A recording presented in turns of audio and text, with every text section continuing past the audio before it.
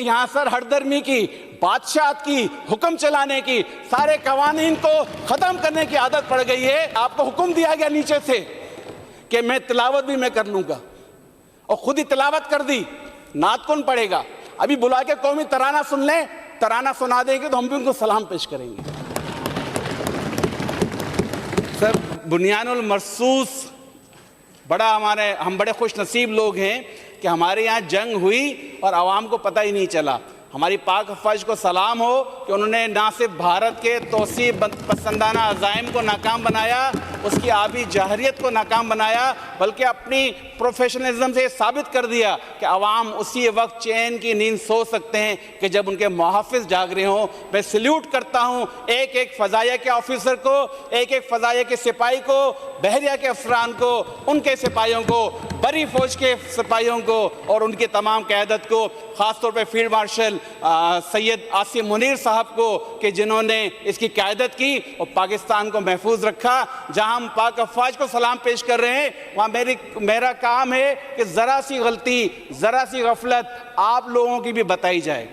क्योंकि सर जब बयानुल मरसूस हुआ, हैदराबाद के करीब एक वाक़या हुआ, तो होना तो ये चाहिए था कि सिविल डिफेंस भी इतना ही फ़ाल होता, होना तो ये चाहिए था अस्पताल भी इतने ही फ़ाल होते, एम्बुलेंसें मौजूद होती। लेकिन सर कहीं अस्पताल फ़ाल नहीं थे, कहीं एम्बुलेंसें मौजूद नहीं थी और सिविल डिफेंस का तो नाम ही नहीं था। आज यहाँ कोई अगर नोट कर रहा है तो इस बात को याद रख ले कि आज भी हम जो है हालत जंग में हैं।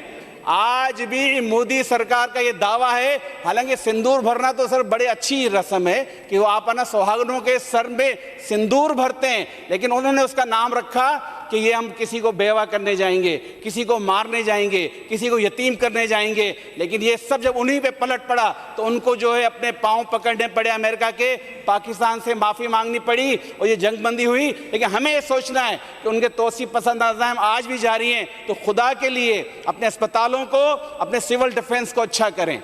कोई आपने उसमें सिविल डिफेंस में इस बजट में पैसे नहीं रखे हैं। 11, 22 सब मांग रहे हैं, सब बात कर रहे हैं, तो सब पूरे सिंध में फैला दें इसका दायरा। क्या दे रहे हैं आपको? आज सारा बजट जो आप अपने अल्लल तल्ललों में खर्च करना चाहते हैं उसको ले आए आवाम के लिए, मुल्क की बका के लिए, सिंध की हिफाजत के लिए, तो हम भी आपका साथ देंगे। सर ईरान पर इसराइल का हमला हुआ, हुकूमत तो सोई हुई थी सर, आप खुद गवाह हैं कि हुकूमत तो करारदाद लाना ही नहीं चाहती थी, हमारी बात ही नहीं सुनना चाह रही थी। आज जब सब ये लोग कह रहे हैं कि एहतियाज हुआ, तो एहतियाज तो शुरू इस बात पर हुआ कि आपका बजट अपनी जगह अहम होगा, तो ये हमारे लिए, हमारा मुसलमान मुल्क वो अहम है जो हमारा पड़ोसी भी है, जिसने 71 में भी 65 में भी आपका साथ दिया। और आपके साथ देते हुए ना सिर्फ उसने अपने दरवाजे आपके लिए खोल दिए, बल्कि आपको स्ट्रेटेजिक डेप्थ इतनी दी कि आपको उसकी पुष्ट पे किसी का फिक्र नहीं थी और आपने इंडिया के हमलों को नाकाम किया। हम ये चाहते थे कि उसके हक में करारदाद लाई जाए और इसराइल और भारत के गठजोड़ को नाकाम बनाया जाए, और ये हमारा हक था सर।